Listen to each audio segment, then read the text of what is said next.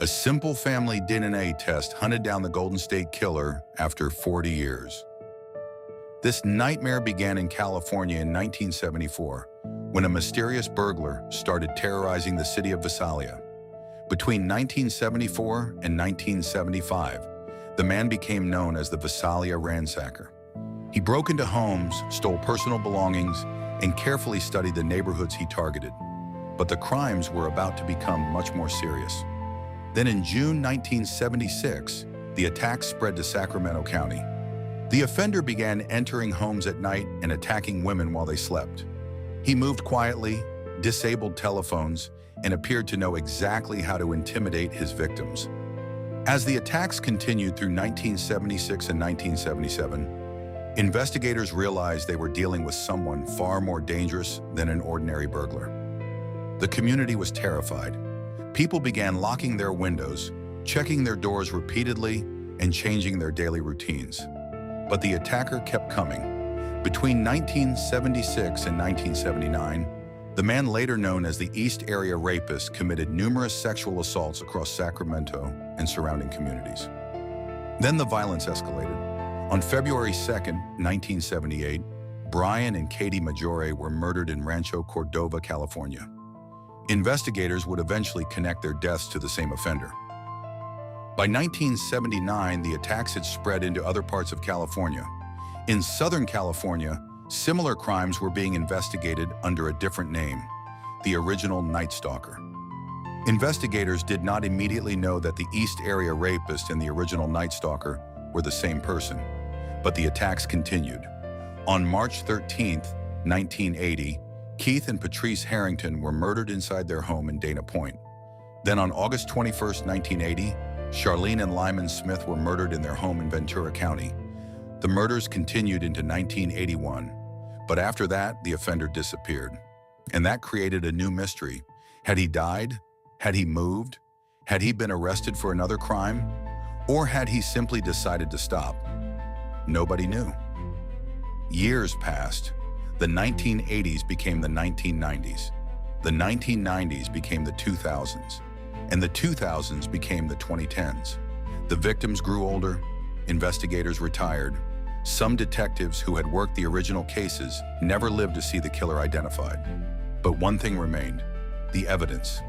Investigators had preserved biological evidence from the crimes, and advances in DNA technology eventually allowed authorities to establish that several California cases were committed by the same unknown man.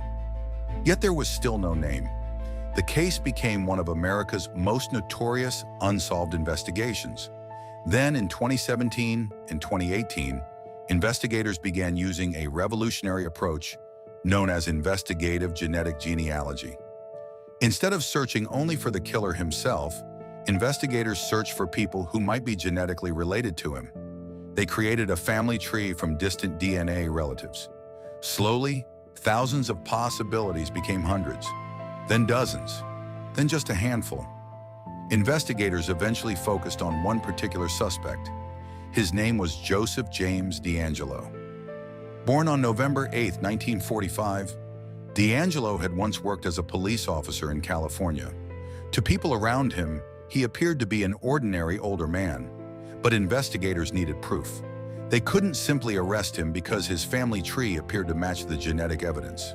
So they watched him, and they obtained DNA that could be compared with the evidence from the original crimes. The result changed everything. On April 24, 2018, more than 40 years after the first crimes began, Joseph James DeAngelo was arrested in Citrus Heights, California. The man investigators had spent decades searching for was finally in custody. The investigation that had begun in the 1970s was suddenly making headlines around the world. The mysterious Visalia Ransacker, the East Area Rapist, the original Night Stalker, and the Golden State Killer. They were all the same man, Joseph James DeAngelo.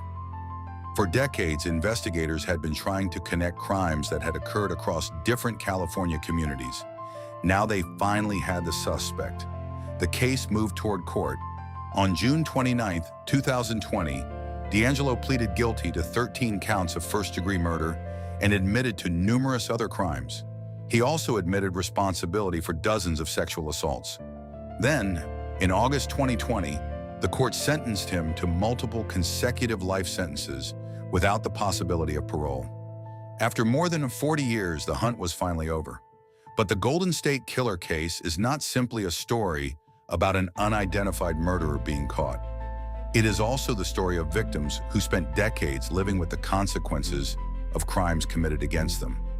It is the story of investigators who refused to let a cold case disappear. And it is a story about how technology transformed an old piece of DNA evidence into a family tree into a suspect, and a suspect into an arrest. For more than 4 decades, the Golden State Killer believed the past had disappeared. It hadn't. The evidence was still there, waiting. And on April 24, 2018, after more than 40 years of fear, Joseph James DeAngelo finally had a name attached to the crimes. The Golden State Killer was no longer a mystery. The hunt was over. Subscribe to Grim Trace Archives, because sometimes the smallest piece of evidence can survive long enough to tell the truth.